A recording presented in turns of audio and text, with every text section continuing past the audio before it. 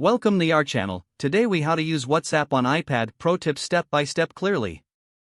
To use WhatsApp on your iPad, start by downloading the WhatsApp application from the App Store.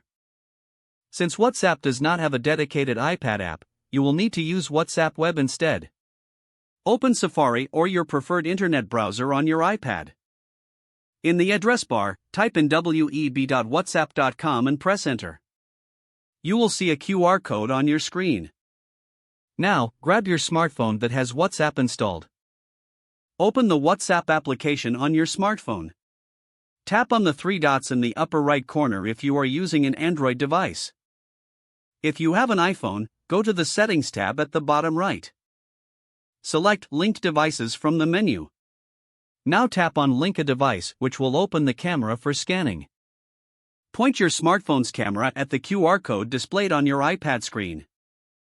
Once scanned, your WhatsApp conversations will appear on your iPad. You can now send and receive messages directly from your iPad. To enhance your experience, consider enabling desktop notifications for WhatsApp Web.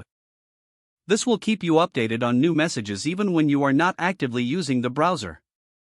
If you want to stay logged in, make sure to check the Keep Me Signed In option before leaving.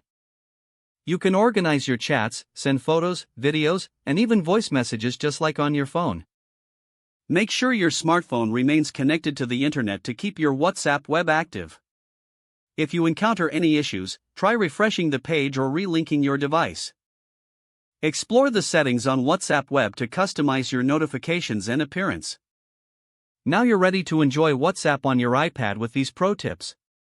If the page does not load, refresh the browser or try again in a private or incognito window. Make sure you are using the correct email address, then retype it carefully to avoid small typos.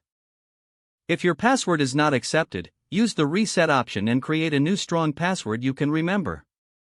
Check your spam folder for verification or security emails, then complete any requested confirmation steps.